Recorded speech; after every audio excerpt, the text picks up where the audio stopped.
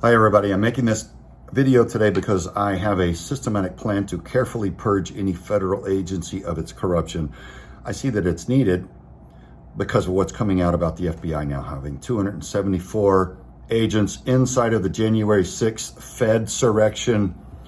We see that we were lied to and betrayed. People were hauled off and put in solitary confinement, imprisoned, their homes raided, they were arrested, ransacked right in front of their wives and their children. Some people who didn't even go to DC as some sort of retaliatory hit job against American patriots by corrupt politicians.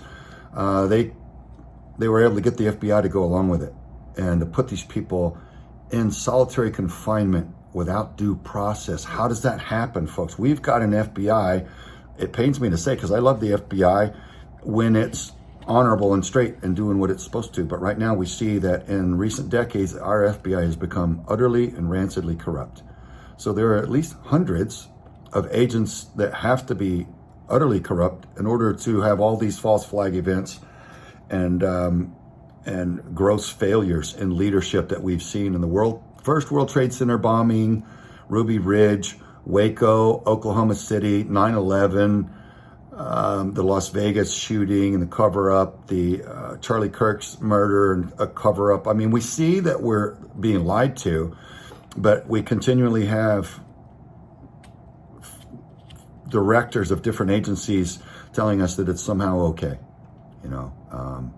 telling us we're not seeing what we're seeing. So look, obviously, if we want to drain the DC swamp, the FBI's got to be first, because the FBI, once purged, will and should help this administration purge the rest of the swamp, right? Drain the rest of the swamp. So without a righteous FBI, state and local law enforcement have grown much more corrupt. I could talk to you all day about the massive damage being sustained because of that dynamic.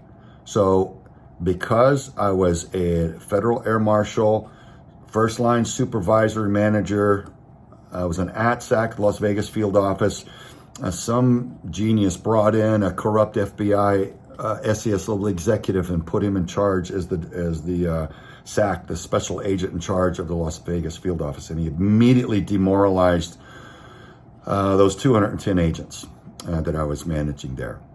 And he began systematically and intentionally ruining all of the careers of my strongest agents, the most stellar guys who are performing who are the cleanest and the most honest and straightest.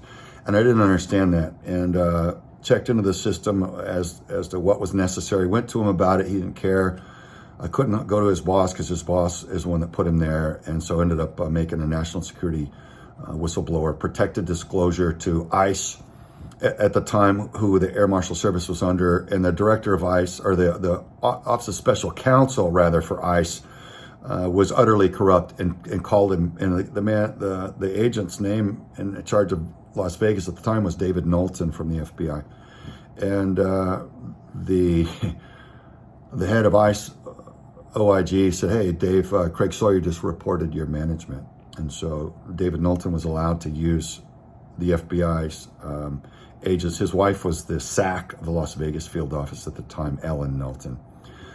David Knowlton was allowed to use her agents to carry out terror tactics against my family, my wife and children, while David Knowlton sent me to DC to sit in an empty office for 30 days at a time in felony retaliation against a national security whistleblower. So nothing ever happened to David Knowlton. I think he's dead by now, because he seemed like he was almost dead back then. That was over 20 years ago.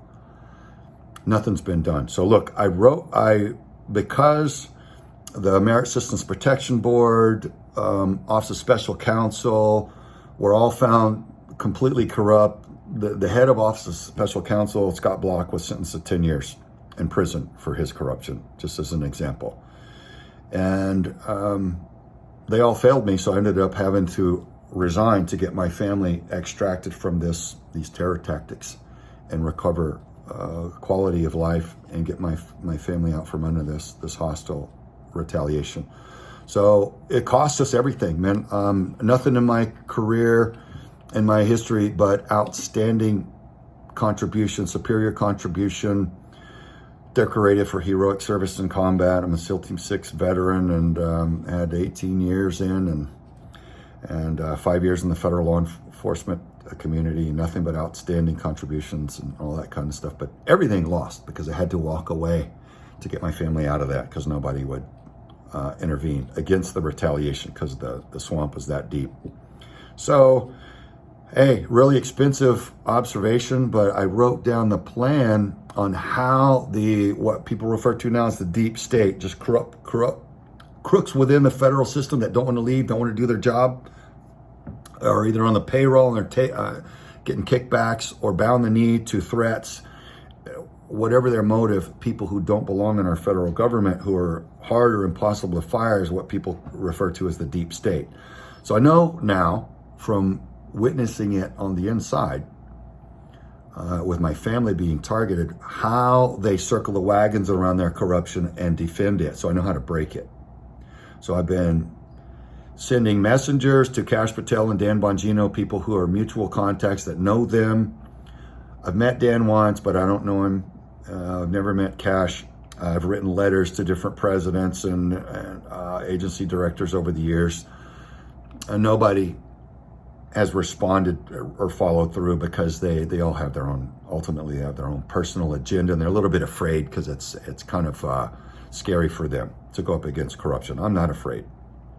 So I'm asking everybody to get this to Kash Patel, Dan Bongino. I have a systematic plan that I've written out on how to break the corruption in the FBI so that the FBI can then be helped, tasked to help drain the rest of the swamp in DC and thereby restore our beloved USA.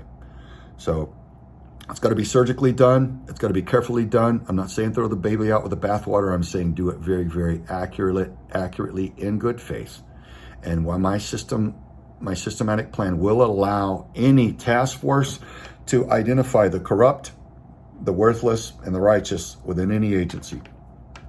That needs to happen. So there are cabinet members right now that know I have this plan that are morally,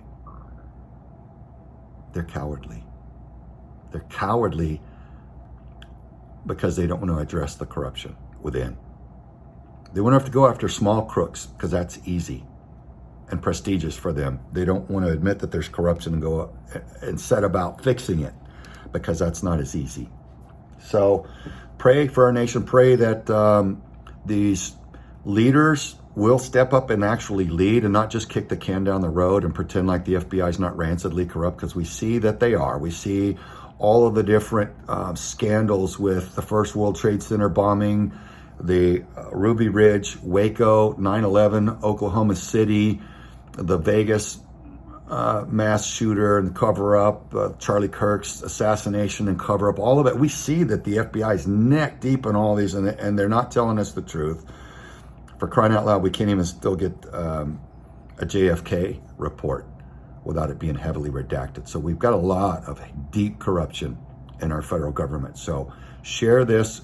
I'm tired of writing letters and asking people to make the connections because everybody's too afraid to do it. So you, the American citizen, get on social media and just keep blasting these guys until they contact me and invite me for a meeting where I can show them the plan, the systematic plan, so that they can purge the FBI, because then we can restore our USA.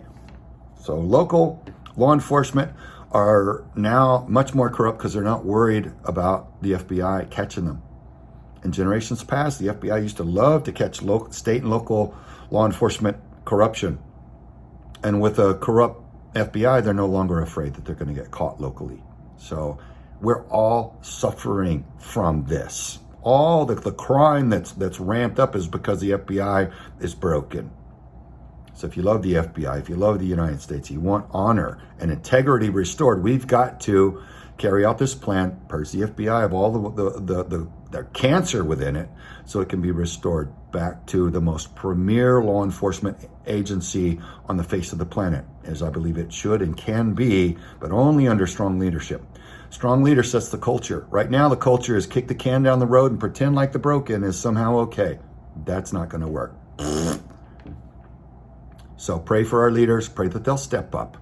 Share this with them.